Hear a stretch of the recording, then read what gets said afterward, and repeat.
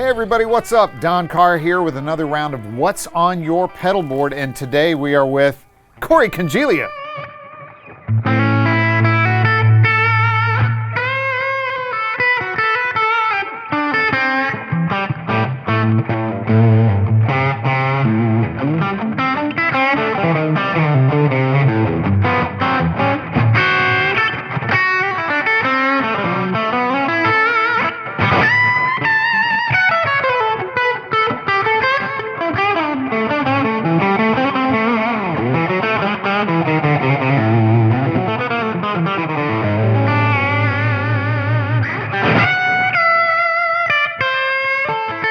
What's up, Don? Good to see you, man. Man, good to see you too, dude. Thanks so for being pumped to here. be here. Yeah, man. It's awesome. Yeah.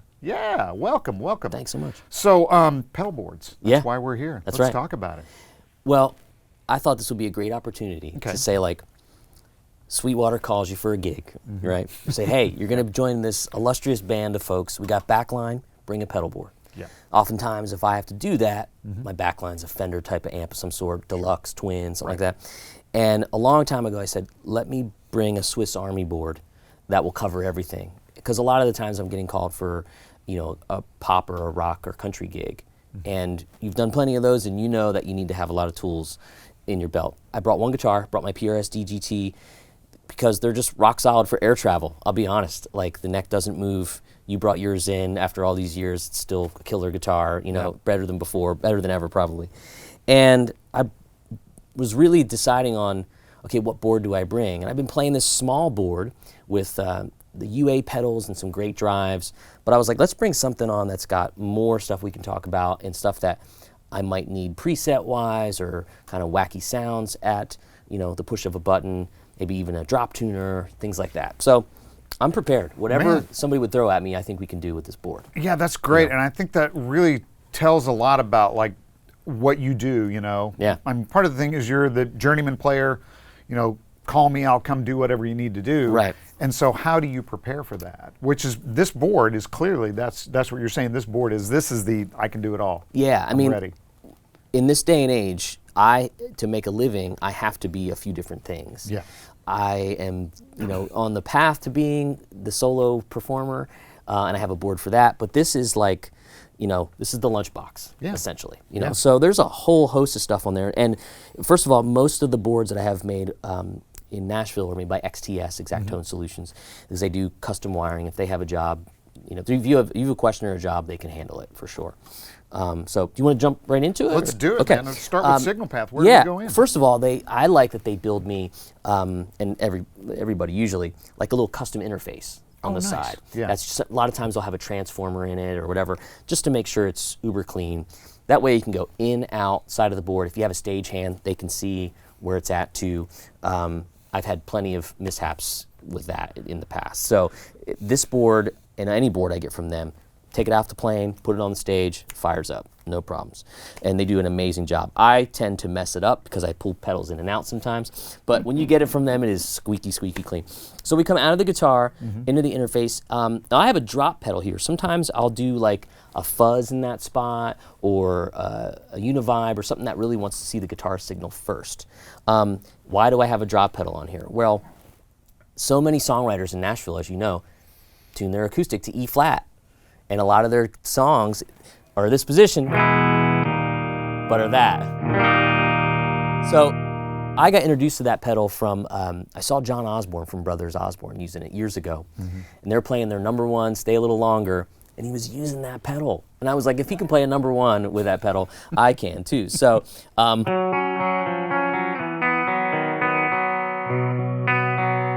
that's a half step down. And in a band context, it's great. I mean, there's like the ever so slight latency, but it's not that big a deal. Yeah, and so again, it's a lifesaver. Yeah, and it saves you from bringing a second guitar or trying to retune your guitar. Oh, it'll never happen. Yeah. Especially if you have a tremolo or any of that kind of stuff. Now, you know, there's times when I'll capo to accommodate as well, but for the most part, that thing gets me out of jams. Yeah, it's a big tool that I use quite a bit. Right, especially the half step, whole step thing. Boy, it really, you know, you can, and again, you can hear, Stephen, this exposed. Man, you can barely hear that it's on. Yeah, and if you want, you can take it down, like do a fourth, you know, and kind of do the.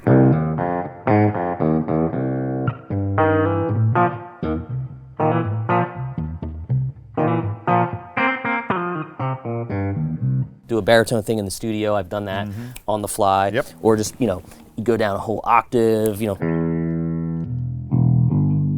It's just fun to have these little things available to you. Yeah. But usually just a half step is where I ride with it. So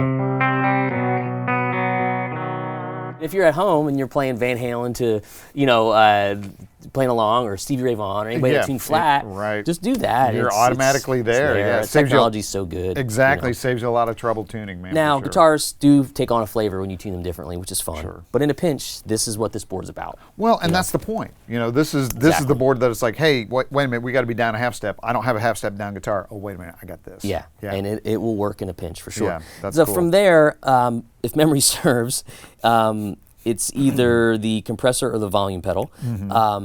And this is the Dunlop just mini volume pedal. And I've actually had that modded just to kind of keep the signal robust when you're using the tuner. I couldn't tell you exactly what's going on there. But the compressor, we're going to skip over. That's the JHS Whitey Tighty. Skip over that, we'll come back, because the most popular pedal in Nashville since the Noble's ODR1 is the Greer Lightspeed, made by Nick Greer. And he was in Georgia, now he's in Oregon. Again, when I was touring with an artist named Lucy Silvis, we were out with Brothers Osborne, and John was like, this pedal sounds like a blackface amp turned up. And I was like, well, I like that. Yeah. So here's your clean. And I won't even use that much drive. I'll just back it down.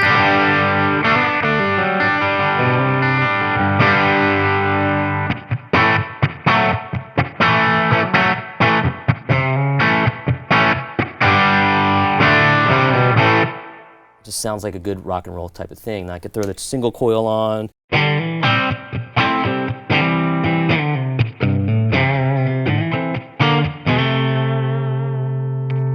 Really great. Yeah. So that's kind of where I'll start, and I use that with singer-songwriters all the time to kind of do the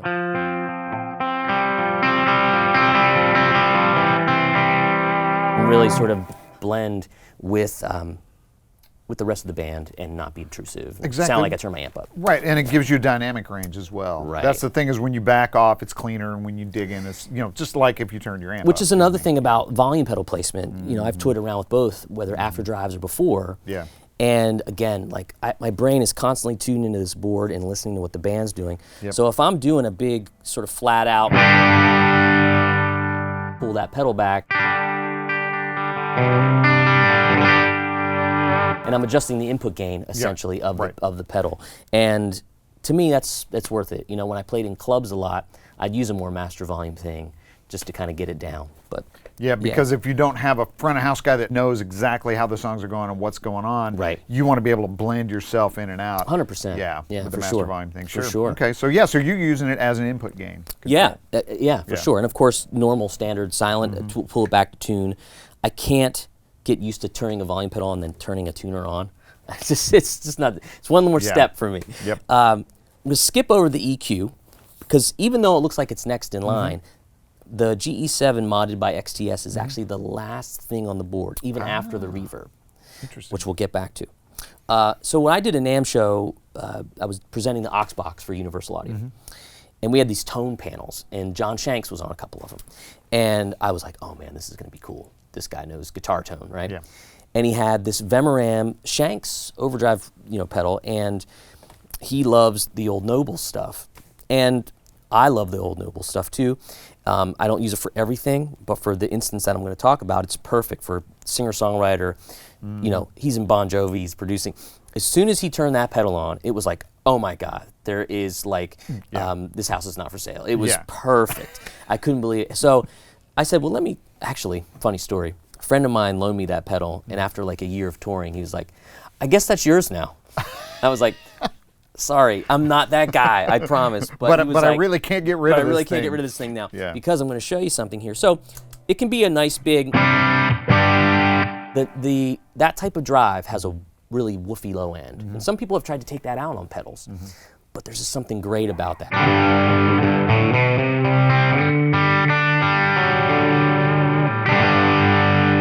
And when he played, I was like, that pedal was designed by a player who has done a lot of pop rock, singer-songwriter type stuff, because it was just like a big amp. Right. It's got the beef on the low end that you want, that riff kind of thing. Yeah. You know? So I mean, and of course single notes. So.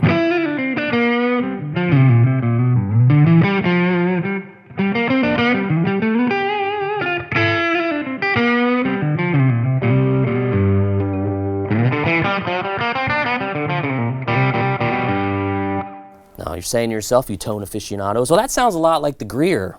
Exactly, because what happens is, if I'm in the heat of the battle, and I'm playing with, I've played with David Lee Murphy for years. Okay. You know, we won't do that much so we don't get copyrighted. You know. Anyway, iconic '90s country guy. So I'll play with something like that, and then I'll want a little bit more.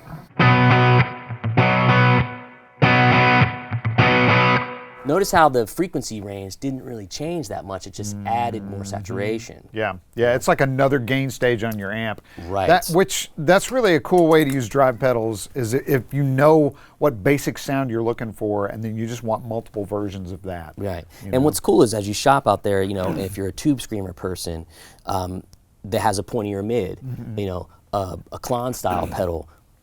Boosted mid-range. Right, with Blues Breaker. Exactly. I love Blues Breaker stuff. I'd have that on the board too. Yeah. So that's kind of like, I can get anywhere with that stuff right there.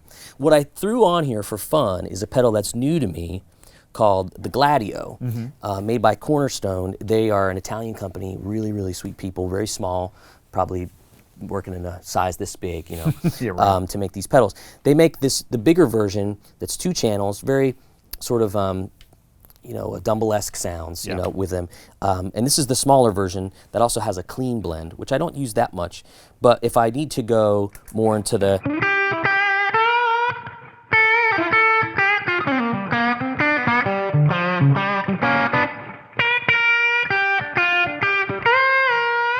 more sort of that Robin kind of like fusion blues.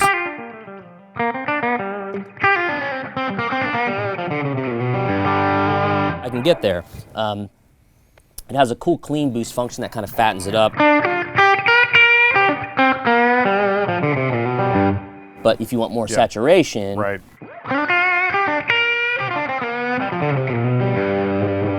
pretty fun. Right. Yeah, a little less definition, a little more saturation. Exactly. Yeah. Yeah.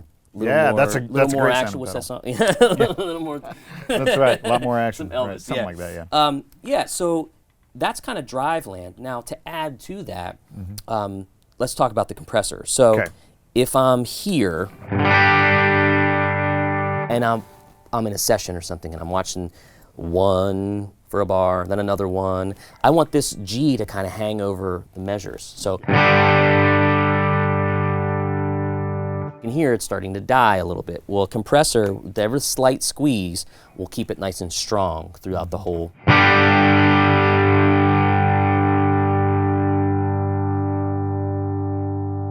Now, if I want to do full-on solo thing, which is cool, is, well, we'll just keep the Greer on, and we'll play it like. Same idea with the compressor.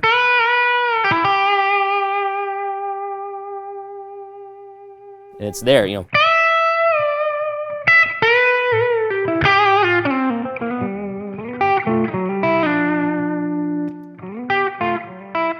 Yeah, there was a volume dip, but that's all adjustable, you know. But it's more about keeping the frequencies tight. I was going to say, and also, anytime you're trying to cut through a mix or fit in a mix, either way, you know, it's like something like that really helps it hold together better. Yeah. And what's interesting too is like, that's why the PRS is a nice choice for this kind of stuff, because it's a very mid-forward guitar anyway. So it really helps. Okay, so the EQ, looks like I'm barely using it. It's because I barely amp. So if I'm here, I'm rocking out.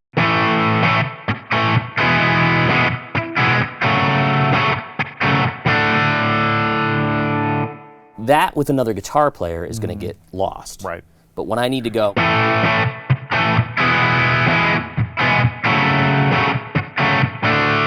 Solo.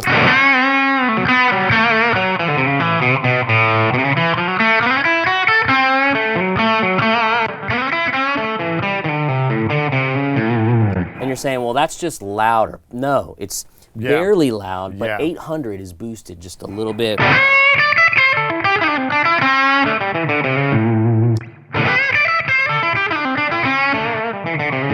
But still a great rhythm sound. Right, to where you can play big chords with a lot of low end in the chord and not have it be mushy, but then when you go to a single note solo thing, you get the fatness back. And you get a little bit of point. Yep. Exactly. Yeah, man. It was so funny. We talked, you know, in the hallways and stuff, and I was like, oh, this is going to be fun. Because everything I was saying, you were like, I could tell your brain was going, yep. Check. We've been there. You know exactly. What I mean? It's man. like, how many times have you flown to, you know, South Dakota, and there's a Twin or a Hot Rod DeVille or something, which is a fine amp, and you need to make it sound good. Yeah. You know, and you need to make it sound right for your gig. You know, well, that's the biggest thing, because the artist is expecting a certain thing out of you. Right. And you need to be able to deliver that. Right. You know? And I love to paint with different colors. Yeah. Like this smaller board I have, I paint myself into a corner with it on purpose. So I'm not tapping a bunch of presets. I use one reverb, maybe one delay, a tremolo. Yeah. I don't even have a rotary sound, which I love. It's more of a vibrato that I've turned into it. So I try to say, okay, this is for this purpose, this is for that. you know. But moving on, okay, the tuner just comes right out of the pedal there. Then we'll go to the BOSS MD500. I think this is a sleeper modulation pedal. Absolutely. And we were saying before, like, BOSS kind of wrote the book, so it's kind of worth it. You know? I have a couple tremolos set up, sort of a lighter one. And you can tap those, which is nice. Yeah. And there's a song that I had to play at one point where I had the BPM exact.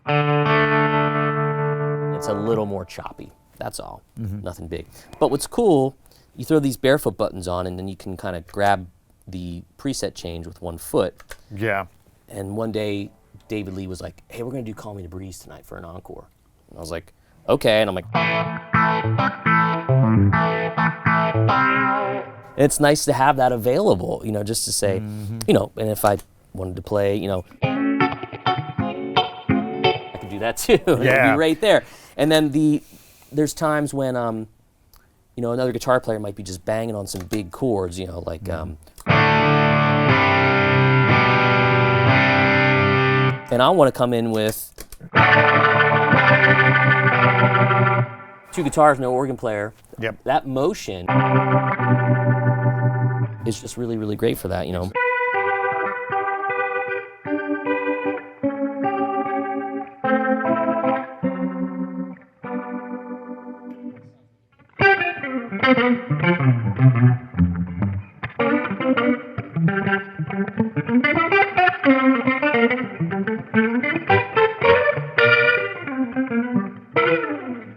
Pretty convincing. It is, and it makes you want to play, right? It really does. I mean, which is cool. That's kind of the big part of it. But also, you've got all those colors at your disposal, like instantly. Yeah. Classic sounds, and then you can kind of invent stuff too with the. I agree with you. The 500 is definitely a sleeper. Yeah, it really is. And pedal. it sounds more analog to me than a lot of other boxes like that, which is what I'm looking for. Yeah. And you know, I teach a lot, so people say, how do you know this stuff? How do you just know? It's like a lot of experimentation, a lot of listening, a lot of nowadays we can read and watch videos galore, which is really, really helpful. So take it one pedal at a time. There you go. But what's cool, real quickly before we move on from that, is if I'm here,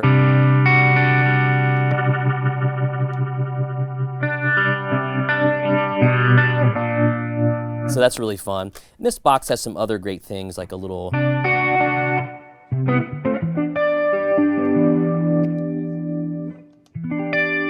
a really fun D-tune where you can get almost like a quasi 12 string.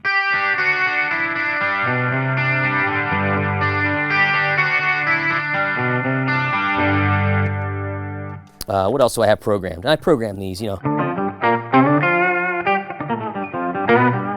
Fun. I think that one has. So if I need to do something wacky, like I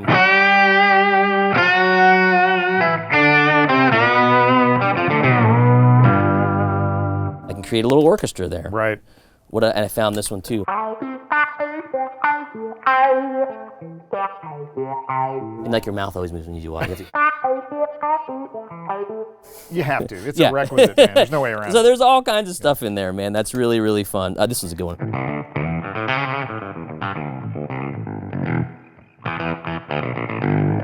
Love that. Yeah.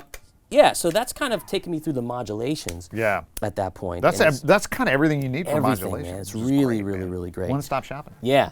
Problem with like you build a board like this, then you build another one. You're like, oh, I wish I had that on it too. You have to make sacrifices. You have to say, what is this board like? Purpose-driven. Right. You know, I've kind of gotten away from a lot of different reverbs and delays. I use like 2 maybe. But the Source Audio stuff, I thought, did all of that stuff as well as anything out there. They're really nice people. They've been really nice with me as far as helping me out. Whether I'm like, hey, I don't know how to use this. They're like, okay, re-download the app. We'll teach you how to do it. You know, all that kind of stuff. Because I'm good with tech, but sometimes if you're away from it for a while, you forget. So with the delay, I always kind of use a slap of some kind.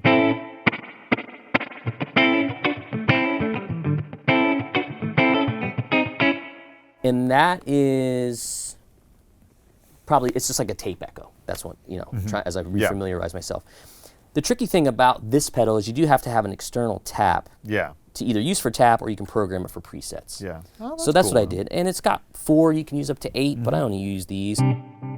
That's just a light DMM kind of thing, which does really well.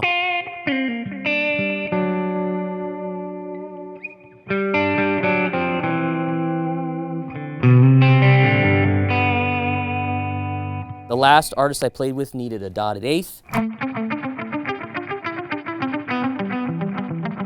We've all heard that sound, but I also like it just to kind of, I'll just kind of randomly tap it and just see what happens.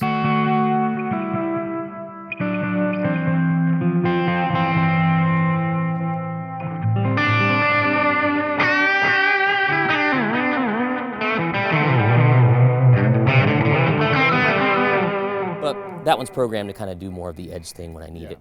And then this is just a longer, actually that one's 500 milliseconds if I recall, because I love kind of, let's see if I can get it to work.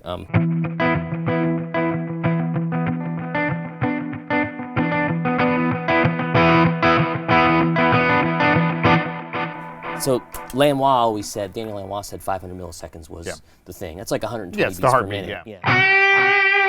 And it kind of works for everything.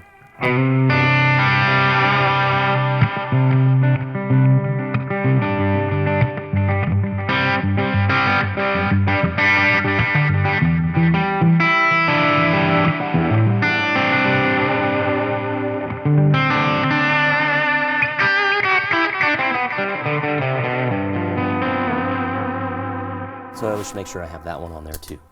Yeah. Verb. Ventris, Source Audio, again. Right now you're just hearing a spring. I think I turned it off on this.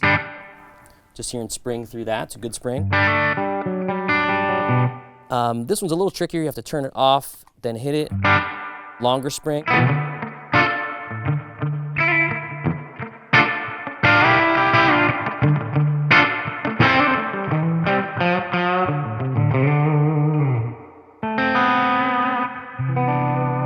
But if I start adding some delay, now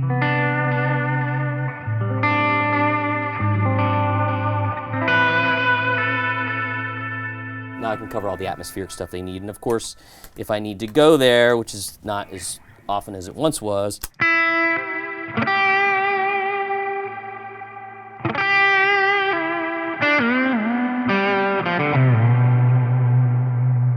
if you need a shimmer, you got it. So again, it's in the bag of tricks for sure. Yeah, man. And you know, one of the things about the Source that I like so much is that it's knob based. So if you just want to twist knobs and you found a couple of sounds you like, you're great. And if you want to go super ridiculous deep, get the app, open it up, you can do anything you want. Literally anything you want. I saw them here once when I was doing a training with some folks, and they did their synth pedal.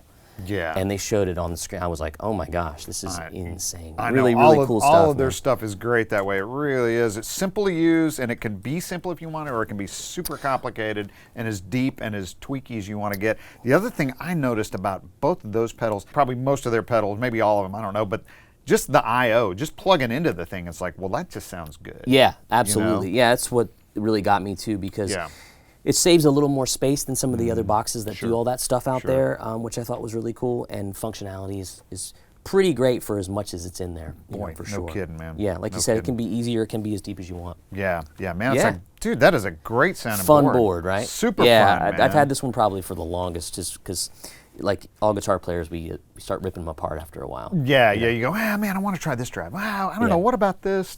Yeah. I will say that I do have some duplicates of some things that just need to be on it. I have a big studio board too, and there needs to be a Lightspeed on that. You know, there needs to be some kind of Shanks, Nobles kind of thing. I was going to say, there's going to be your go-to sounds, and once you and the funny thing is, because that's the one you drag around a lot, and that's the one you kind of use a lot, and you get most experience with. Right. Those are the sounds you're going to go, okay, wait a minute, I'm used to the way this operates and the way this feels. Yeah, it's like anything. It's like putting on shoes that you like. You know, exactly. you're going to be comfortable. Yeah, it's your thing. Like that little board I put together recently. I'm still figuring it out. You know, this one I figured out because I've toured with it for a long, long time. Yeah, exactly. Yeah, for sure, man. Exactly. Yeah. So speaking of flying and touring and all that sort of stuff, so you said that you fly with this board. Do you carry it on or do you check it? No, I check it. I just, great, what's cool is this is a pedal train board. Yeah. And when you take it to XDS, they put like a laminate top over it. Oh, okay. So you get all the surface area and you don't have to have the slats.